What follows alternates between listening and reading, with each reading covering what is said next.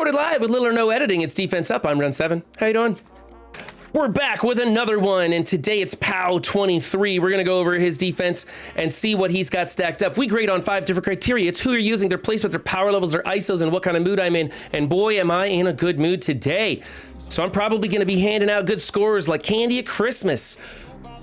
But maybe not to this team. I don't know. So if you want to make this team really frustrating, these two guys have to be healers so that they're constantly healing themselves up. I don't mind making the others fortifiers so that they stick around a little longer, but I think you're going to be better off keeping him as a raider, making him a raider, and making Ultron a striker. Ultron's actually a pretty good tune if you put the effort into him. Like if he's G16 with like 3 or 4 red stars, he crushes, okay? So he's not bad. I think go ahead and you've already got 2 red stars on him. After you get MLF where you want her, then you should go back to building up Ultron again. He is actually a really good tech character. But yeah, I don't like these fortifiers. That's not good enough. They're not going to heal enough. Eventually you're going to get through those guys. So make at least one of them a healer, if not both of them. And then I do like Thor as a raider. Yeah. Also, your placement's wonky. You want to trade places with Hawkeye and Captain America so that your tanks are on one side and then everybody else is over here away from those taunts. So I'm going to give you a B- for that. I don't like the ISOs. I don't like the placement. Here's a Merc team. You went the skirmisher route with a more traditional build. So you got Fortifier here on the tank, which he doesn't really need it, but what's done is done. And you got healer over here on him, which you don't even need healer on him because you got Shuri in here doing tons of healing. And you went striker on him. That's strange. I'm surprised you went striker with him when he has the native raider ISO and you went, oh, you're trying to do skirmisher striker. Okay, I see. You're still trying to get some of that out there. Okay, if you're going to go skirmisher on Taskmaster, make your Merc strikers. Get Shuri, or you know what? Leave these two what they are. Get Shuri out of here. Put in a really fast Merc like Korat the Pursuer as a striker. Throw him in place of Shuri.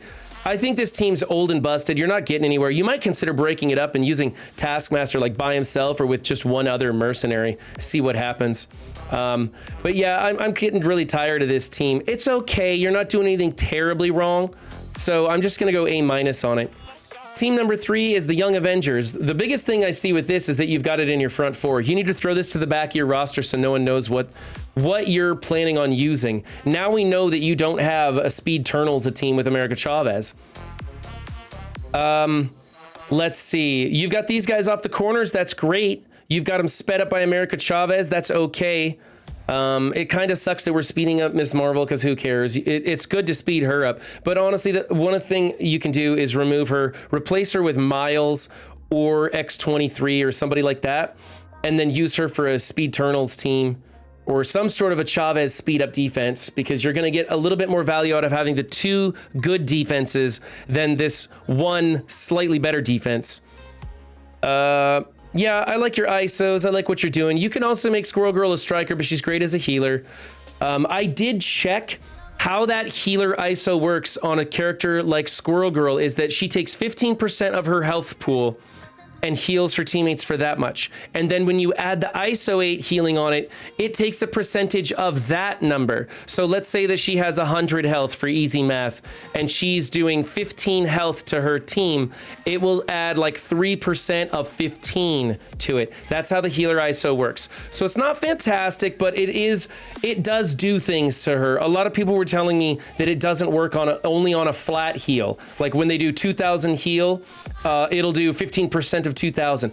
That is the true, but it's also off of her percentage heal that she does. So takes the health, does the percentage to that they're going to heal with. So it does work. I just like Stryker better on this team. I like strikers across the board, plus her as a skirmisher. Did I say I'm going to go ahead and give you an A for this team because you're not technically doing anything wrong. I would like to see you split it up into 2 teams though. Team number 4. Okay, here's the problem with this. You're adding Doom to a regular Eternals team. I'm going to come into this with my Eternals and just nuke it. And I don't need to use Doom. So you shouldn't be using Doom either. In fact, you should just be putting in like Eternals on some sort of a speed team like Loki, Emma, Cable in here and just forcing them to come into it with either Yeah, you'll basically be forcing them to come into it with an Infinity Watch kind of situation. You're just wasting your Doom and your Black Bolt on this, because I'm just going to come in with a faster Eternals and nuke it and be done. So you definitely want to remove those. I'm going to give you a C for this team. It's a big waste of good characters.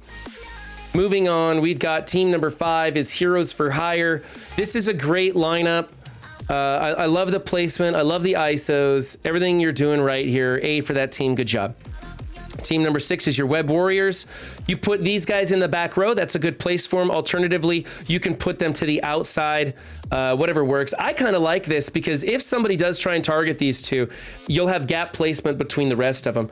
I would say probably take Scarlet Spider and move him to the outside, maybe. I don't know. It's good enough. I'll give you an A for the team. You got good ISOs on here. I don't like Striker on him, actually. I don't like that at all. I like him better as a skirmisher. Miles as a striker, maybe. Not Peter Parker. Peter Parker should be skirmisher or raider. So let's go A- with that team. Team number 7 is a new Warriors with Drax and Surfer. This is a tried and true one. It works great. Drax takes that opening taunt, making it tough to get ability block onto these characters.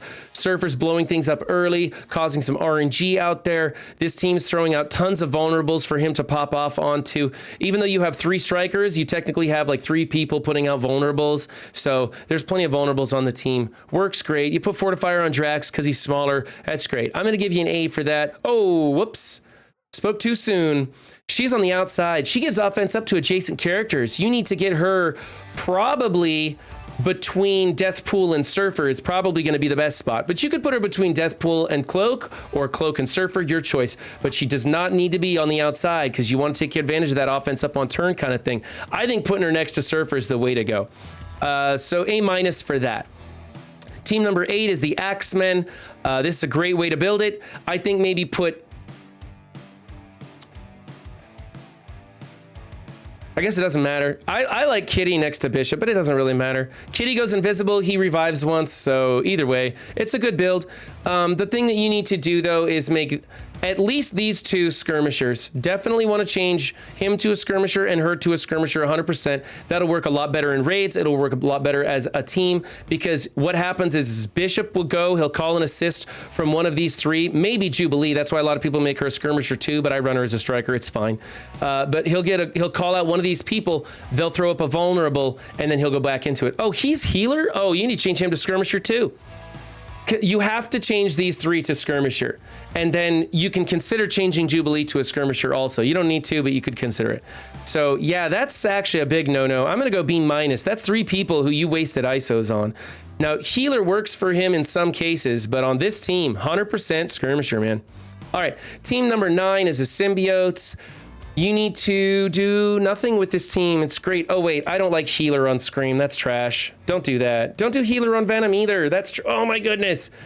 Okay, these ISOs are terrible. We want Striker on AV because of his basic. We want Striker on Venom because of his basic. We want either Skirmisher or Raider on Scream to put out some vulnerables. And then you can do Skirmisher or Raider right here. Those are good choices. Raider's fine. You could also do Skirmisher. So that's the ISO changes you need to make. These healers are very wasteful. Healers are really crappy ISO class, guys. Don't put healer on something just because you don't know what to do. Go to msf.gg and look it up if you don't know. You can at least see what everybody else is doing. Now, a lot of times they don't get it right, but they're close or they have a good reason to. So check it out on msf.gg. I'm going to give you a B+ for this team. Team number 10 is the Emmarauders with Doc Ock. Now, we just talked about this in yesterday's video.